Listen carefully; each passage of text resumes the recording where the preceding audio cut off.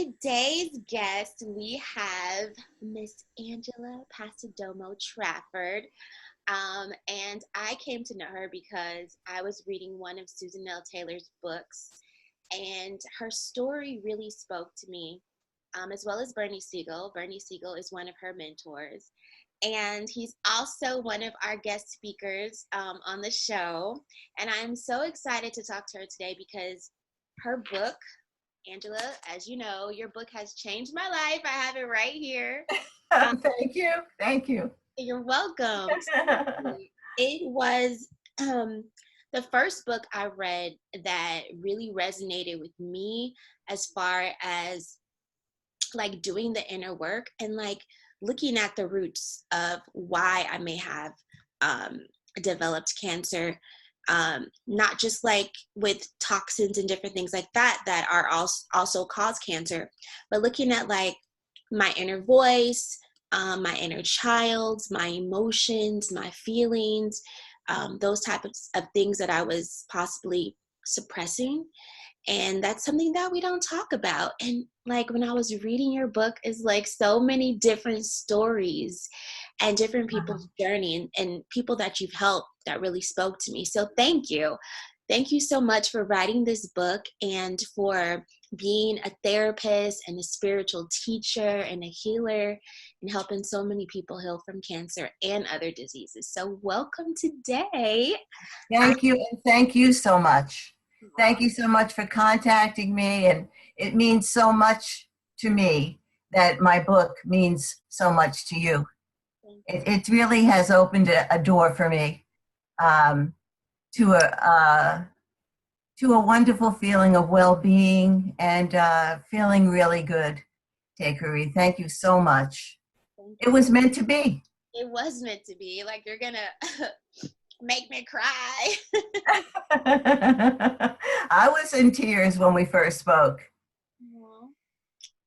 It's just that God is so good and that there is so much meaning to life. Yes. And we don't even know what's happening. And here, my book was helping you and we were connected. Yes. And now I'm aware of it and it's just very beautiful. Yes. And what people don't know is that I was trying to contact Angela for like a year. And then God spoke to me and told me to do this show. And then I got in touch with Bernie, who knows Angela, and he connected us. So how amazing is that? Like, It is. how much your book changed me is that I was trying to contact you for a whole year. And you know, it's amazing that you did find me through Bernie, because as I was telling you when we spoke on the phone, we had Hurricane Irma here last year. And my total house got flooded. So much of my goods were flooded. And also I lost that phone number and I had to get a new cell number. So the only thing really available was my email account. So it just was meant to be that you were able to get in touch with me. Yes. I'm so excited. Wow. Well. And through Bernie, that's so meaningful because he was the one that opened the door to my new life. Wow. After I went through my transformation, and then reading his book, Love, Medicine, and Miracles, just opened the door to me honoring my own feelings and my own sense of life. Yeah. So that was very, very meaningful, a turning point in my life. That's awesome. And because of you and Susan, I was able to read Bernie's book as well, which also changed my life.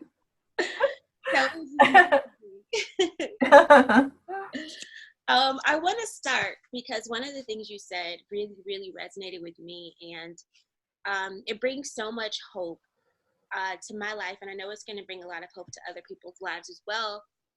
You said in your book on page 30, you said, "I have found cancer to be a vehicle through which we can redirect our lives."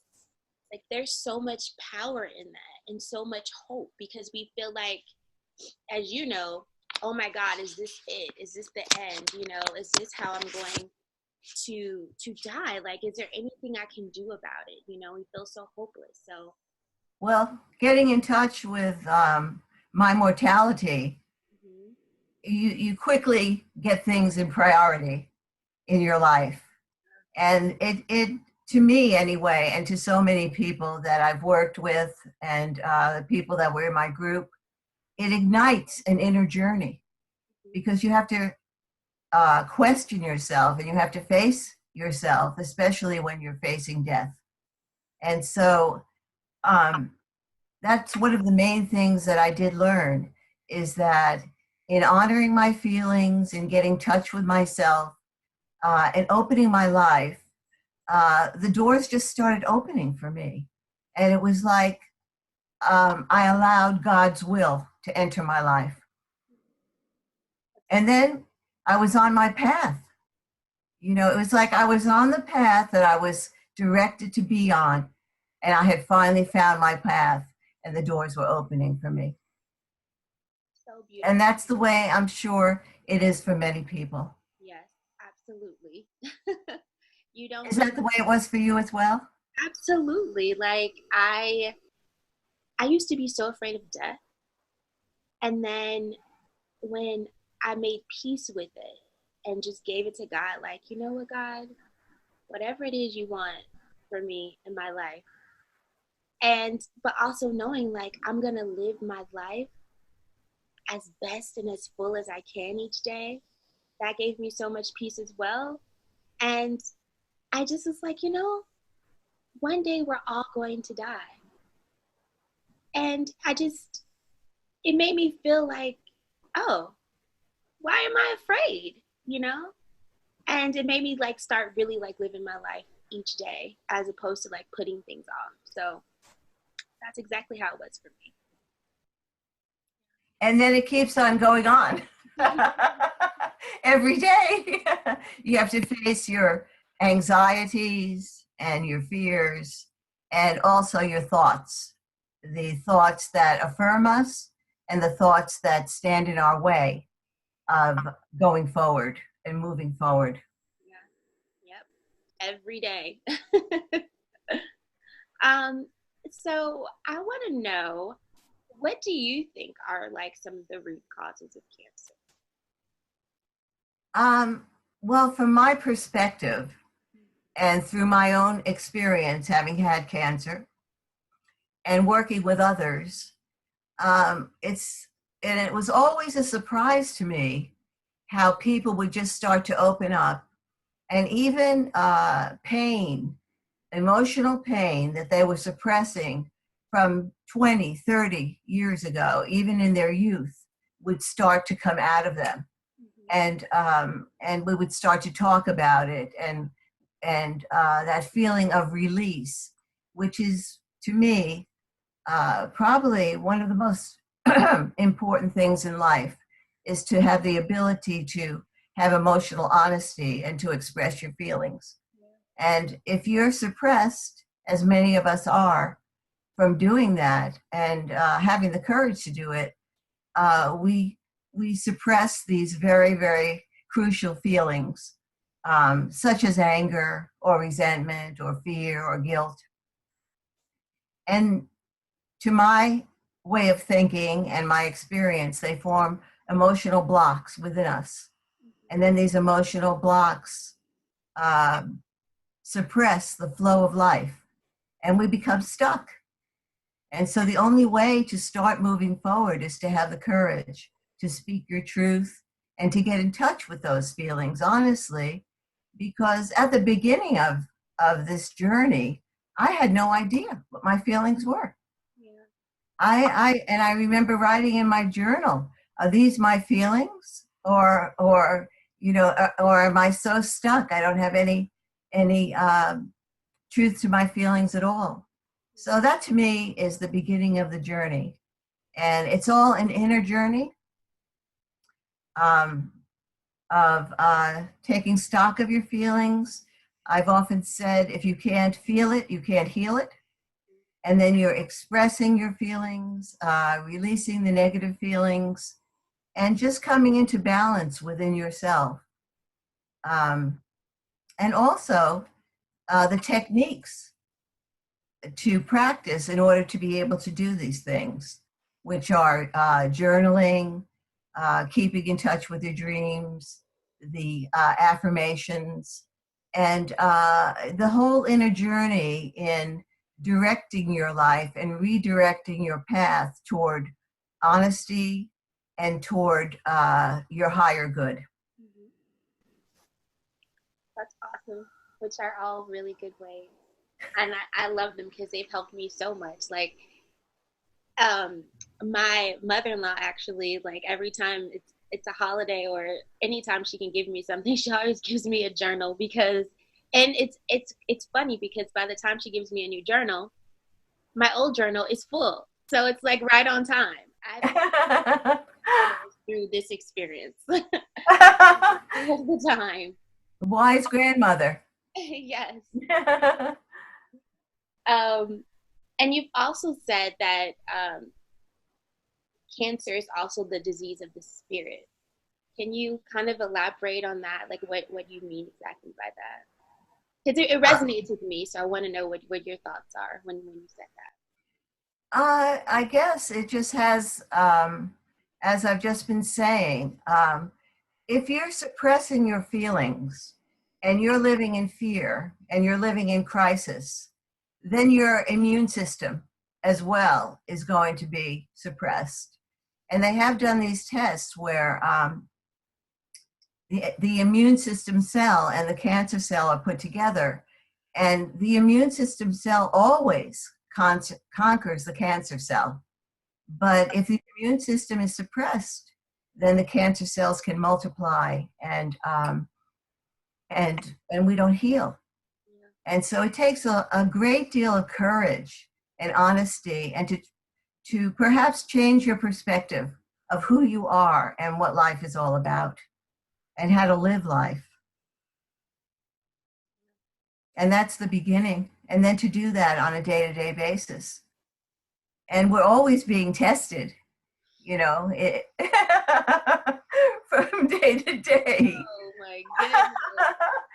If you do someday write your own book, you'll find that everything comes up in life then to test what you've written and make sure that not only you talk the talk, but that you walk the talk. Right, exactly. Being tested every day. How do you find out exactly like what our body is telling us as far as the voice of illness is concerned? Well, you can do that by, as I said, for one thing, journaling. Mm-hmm. And so you're going to write down, I feel angry today. I'm in pain today. And then going within, and you can actually close your eyes and go into a meditation and then a visualization where you lift that feeling out of your body, and I always say sit in a chair and visualize that feeling. And it's amazing what comes up when you do that. And oftentimes we're not even attached or connected to what is really bothering us. And so that helps a lot to do that.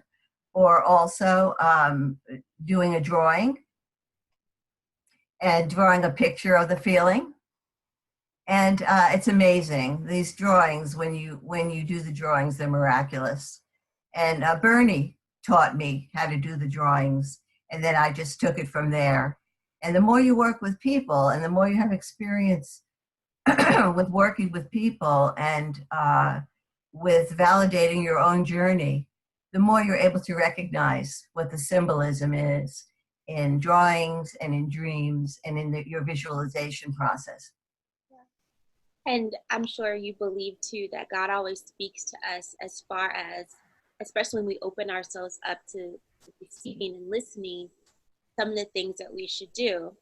And I know when you were talking about your second bout with breast cancer, you talked about a very powerful visualization that you did. Can you talk about that? Because I just love hearing the story of your. Well, which visualization? Was that the little birds eating the golden crumbs? Okay. Yes. Yeah, Amazingly, when I was searching for a visualization, and the visualization at the heart of it is the immune system cells devouring the cancer cells. So you're triggering your immune system with your visualization. And this visualization came to me of little birds eating golden crumbs. And then I would follow the visualization by a white light coming into my body and healing me. And I didn't even know what the symbolism was of the little birds in the golden crumbs. But later I figured it out. And as a child, my dad would always bring us to the bakery after church. And we were allowed free reign at the bakery.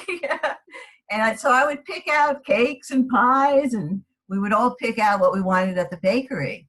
And so that really represented love to me. And I did even have many dreams of being at the bakery where I was locked out of a bakery. And then as my journey progressed and I grew, all of a sudden I had the key to the bakery and I could open the door to the bakery.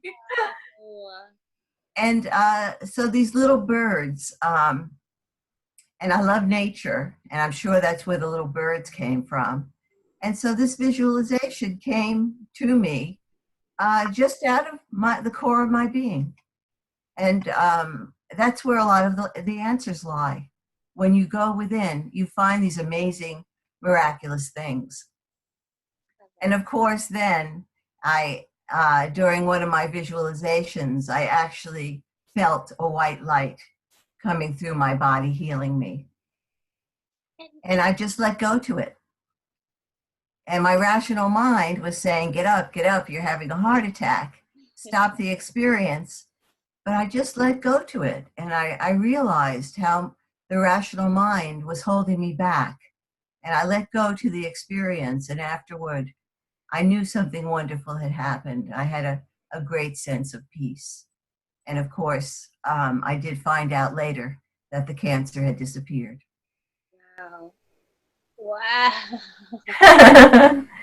It's just so amazing because that's something that we kind of wouldn't think about, like really you know, being in touch with ourselves, you know what I mean? Like to go within like that. And so to hear that story, it just makes me like, how could you not believe, like that miracles happen, you know? And Absolutely. and the whole white light, I've been hearing this like within the past, well, since I was diagnosed actually, the whole imagining white light entering like from the top of your head, going down to your body and healing you. Um, that just came to you, like, or did you already know about a white light or the power of a white light like healing you? No, I always was in touch with the white light Mm-hmm. and believing that to be divine spirit. Yeah. And as I said, Bernie Siegel's book opened the door to this process that I had believed in, but I had never had any kind of validation for that with the people in my life. Yeah, yeah. And so I learned a lot from reading his book, and from reading his book, I developed my own visualization, Mm-hmm. and that just came to me from my inner being. And the white light also came to me, and then of course that white light actually was an experience that happened to me, which led to my healing of cancer, which was my healing of cancer. Yeah. And it's interesting you said that that particular thing or reading Bernie's book and all those things, like things that we're experiencing aren't necessarily things that other people are experiencing because in your circle or people who are around you because they're not going through what you're going through. And sometimes we can feel alone in our journey because no one's going through what we're going through, or now we're starting to tap into other things that are also helping us heal.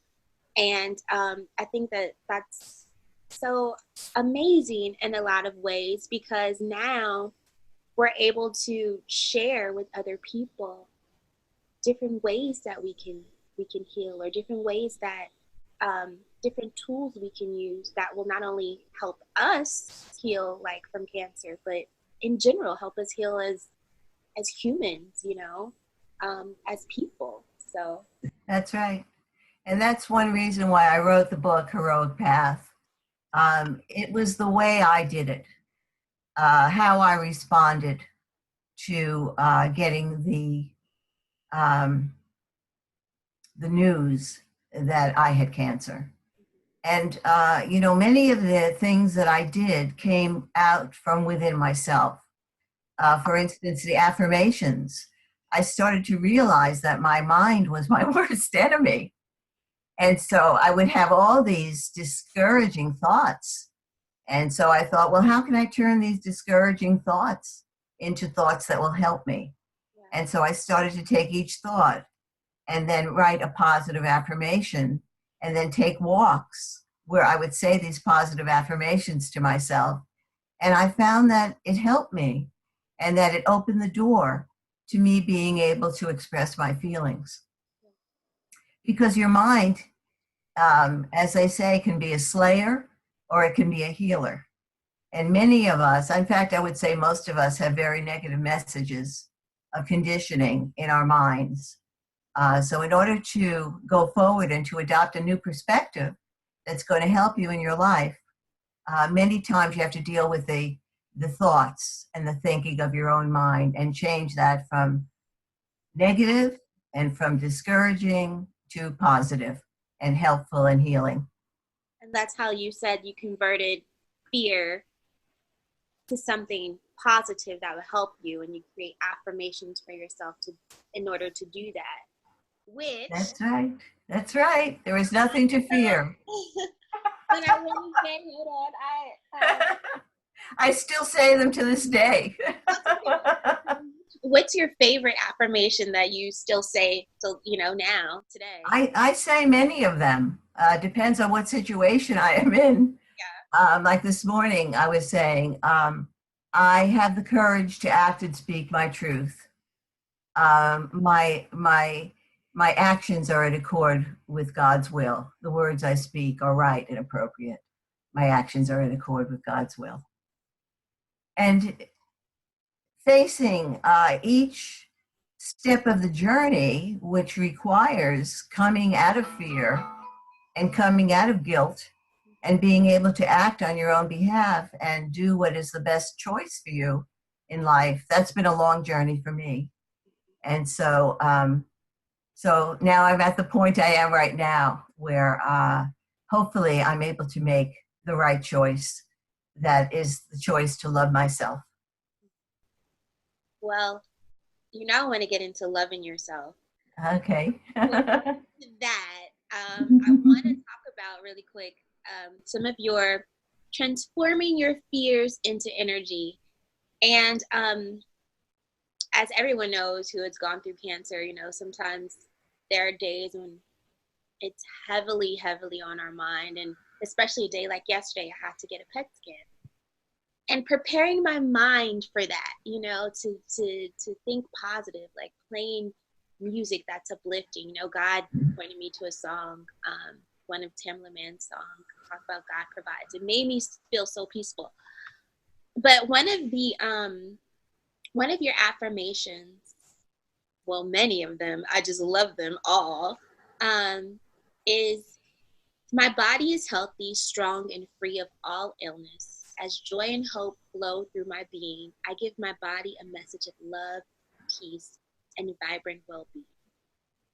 And the other one is, God is the source of my supply. I open myself to the prosperity and abundance of the universe, knowing I am worthy and deserve the best. God is the source of my supply. One of the most important affirmations I learned was, as I love and support myself, so does God and the universe support me. I mean, we've all heard God helps those that help themselves. And this was just my way and my experience of it. That is one of the primary truths of life. Unless we support our own feelings and our own path, we don't get that outer support. And so from God and from the people in our life, and we've all had days where things just go wrong. When I have days like that, I really sit and, and meditate on it and try and redirect myself. Um, and so loving yourself, I found, was the primary key. And many of us have too much guilty conditioning to be able to do that. And so we have to give ourselves a lot of support.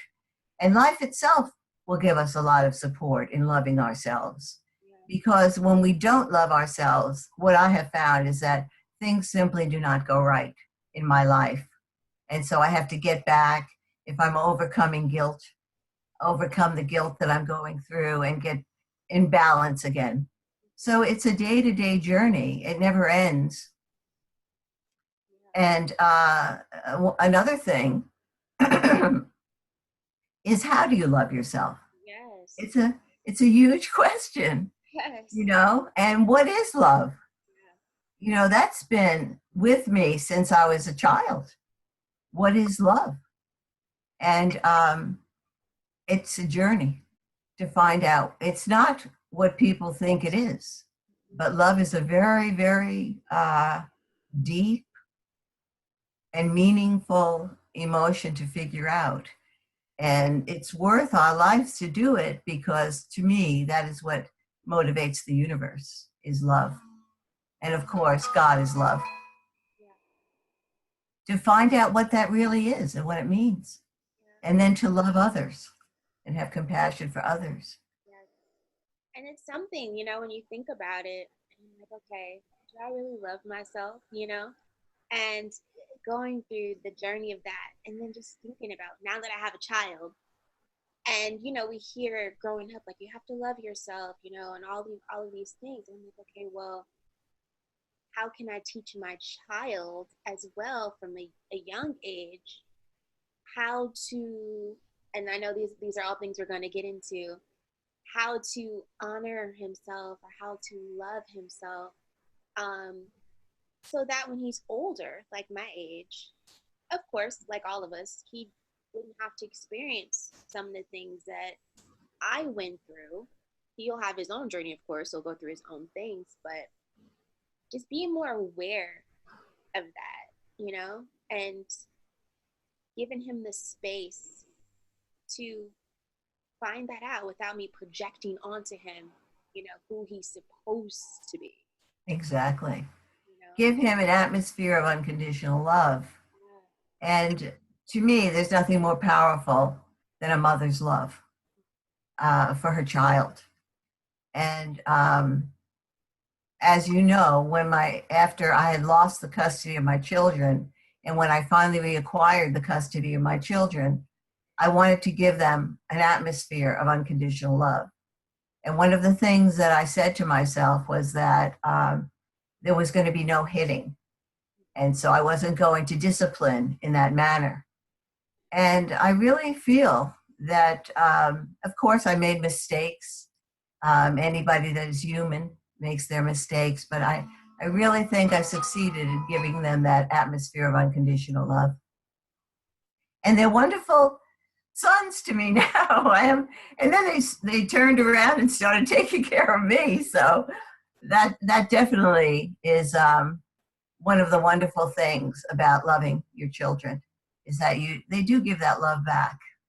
But you have to find out how to do that, and it's a challenge every day and every minute of the day.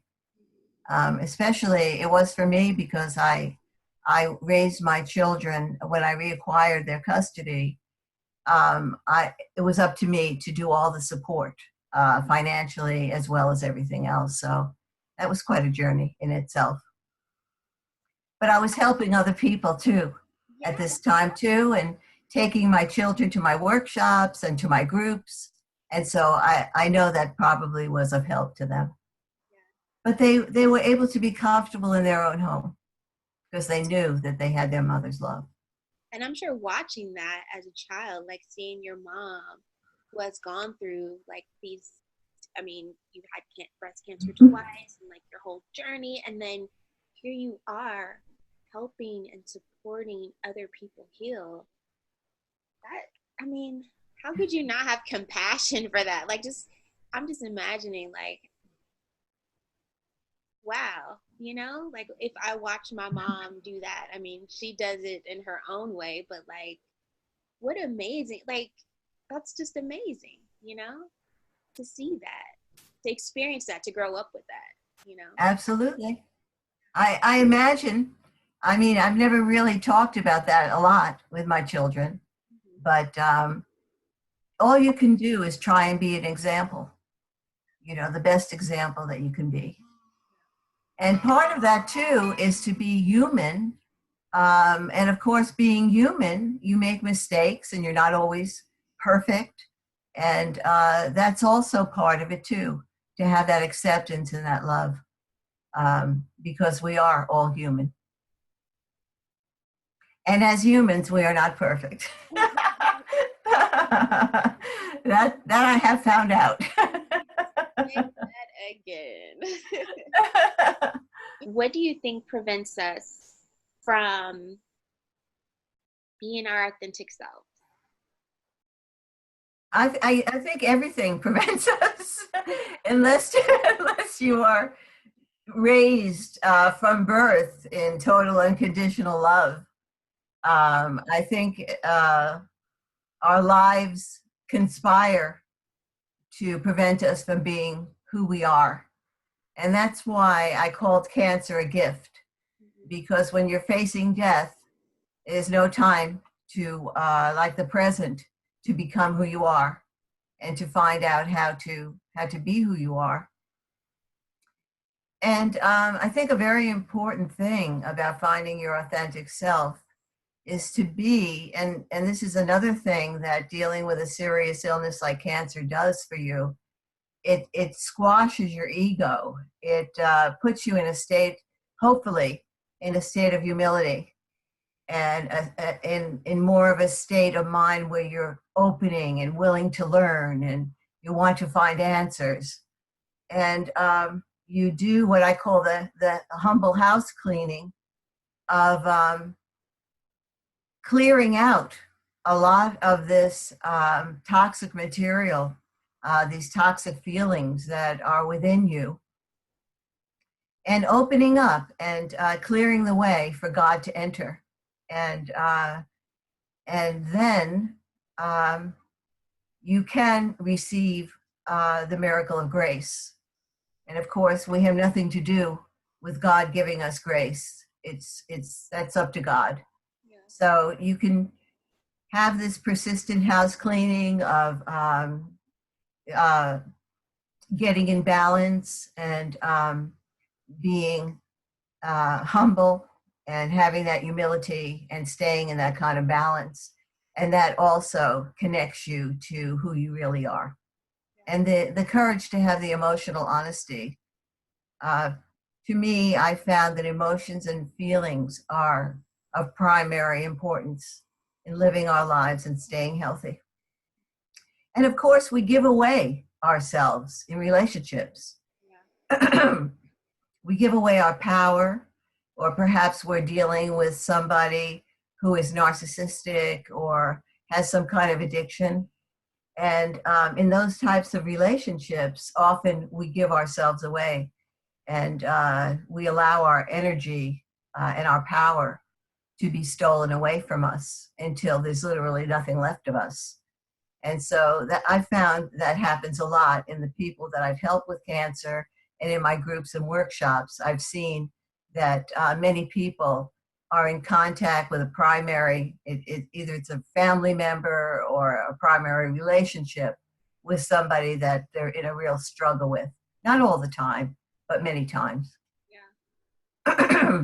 As women too, I know you spoke about that.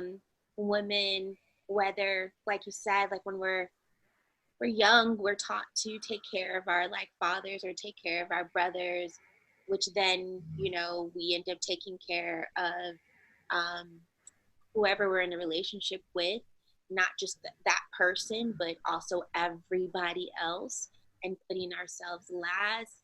And then when we have children, putting our children before our own needs and all of those things, which you said, you know, is a disaster for um, kind of manifesting ill health.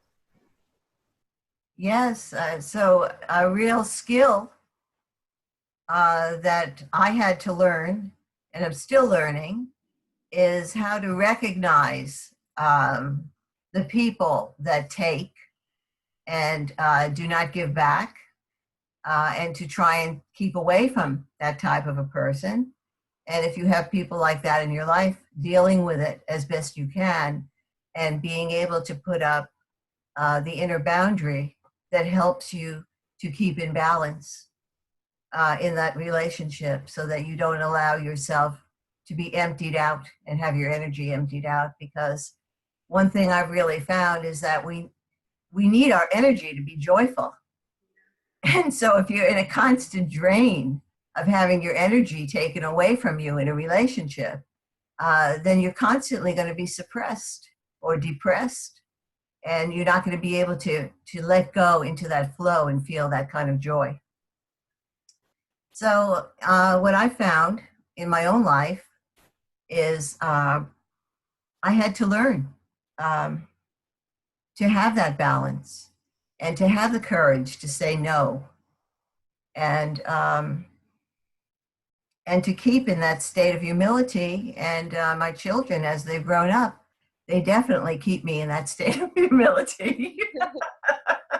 You know, they're my best teachers and my harshest critics. So, so they help me a lot with that as well.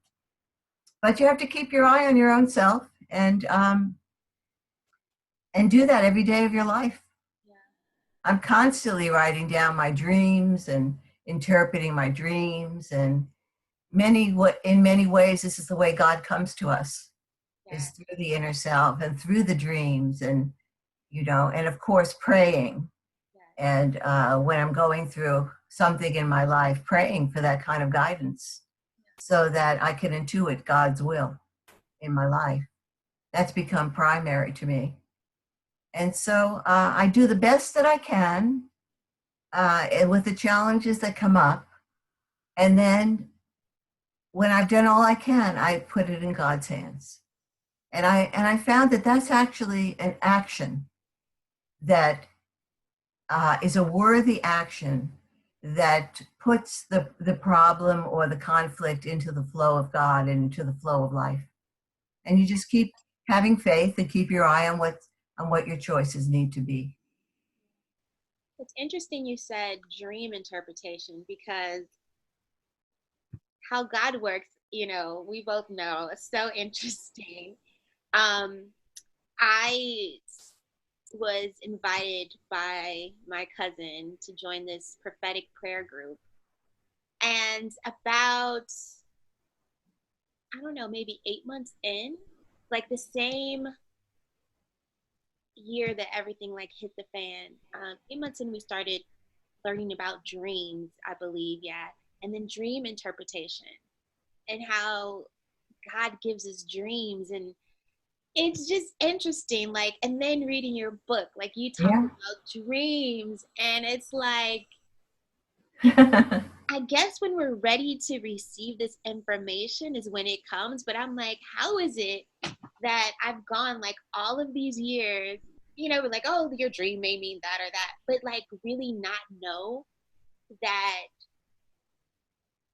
that's like a gift from God. Like God gives us those dreams. Like there's just so much information that I've learned over being like from being diagnosed with cancer to now Mm-hmm. that I did not know before. That's why I say it's a gift. If you treat it like that, it's a gift. It opens the door to your inner self Yeah. and to the possibilities of life. Yeah. Like there's so But much more out there. Like there's so much more I'm still learning and don't know that I'm tapping into, that I'm really excited about. And I don't know if part of it is because I'm like completely open now. I'm like honoring myself. It's amazing, really. Like I can't even describe it. The huge change that's come over you? Yes. Yes. That's right. Like I'm going all these places. I've always been like a traveler and everything, but now it's like if I really feel like that's what I should do, like I'm doing it. And it feels so good to do that and to honor myself and care less about what other people think. Like, okay, how is it that I really want to live my life? How is it that I really want to show up and grow? And like what you say in your book and everything is just so much confirmation for me to to to I'm glad. do that for myself, you know? Yes, and to realize that somebody else thinks that it's important. Yes. And it lifts you out of the life that you've been living.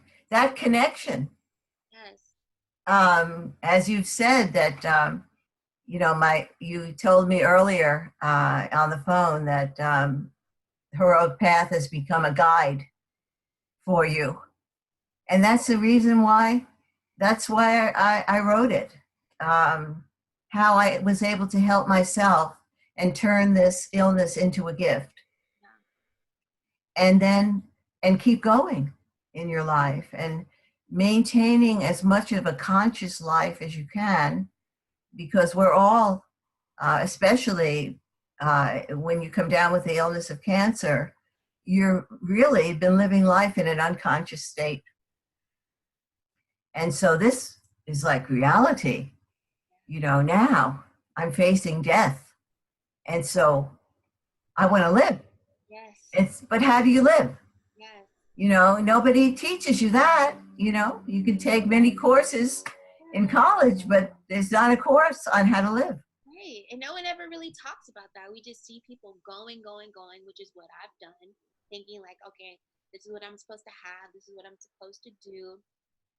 Mm-hmm. Avoid, but still going, going, going, knowing I just need to slow down. That's right. Yeah, slow down and pay attention. Yes. Yeah. And this is, being diagnosed with cancer will have you do that. That's right. There's nothing like having to fight for your life. And I have to say, I love how much you love God. It's so refreshing. And I just love your energy too. Like, it made me feel like, again, like I wasn't alone. So thank you for that. And thank you for sharing, the relationship that you have with God and how God has helped you and just everything that you've been through. Thank you so much. So many people and so many people. Like I recommend this book to everybody. So Thank you. thank you. Yeah. Thank you. And as I said before, thank you so much for contacting me. And it means so much to me that you found my book and that my book has helped you and that we have met. It's what I call an encounter with destiny. Yes. Something meant to be. Yes. And so thank you. Thank you very much. It means a lot to me to be connected to you and to meet you. Thank you. Is there any last thing that you want to say to the audience or anything you want to share? Um, Thank God for your life. Thank God for the people in your life, the opportunity to be here and to love. Um, I'm in constant joy and gratitude in my life at this moment, at this time of my life. And so love yourself, have compassion for and find out what it means to love and balance with other people. Keep away from narcissistic people and addictive people if you can. And try and intuit the will of God in your life. And we do that through expressing our feelings, journaling, getting in touch with our emotions, speaking our truth, um, interpreting our dreams, paying attention to what's going on in our life, because God is always giving us signs through life, whether or not we're on our path in life. And you do get those signs, especially when you are on your path. And another thing, love nature, love the earth, love yourself and love each other. And remember, as we love and support ourselves, so does God and the universe support us. Thank you so much, Angela, for being with us today. Thank you for all you do. I really, really do appreciate you. And so much love and blessings to you. Love and blessings. Yes. You too. Namaste. Namaste.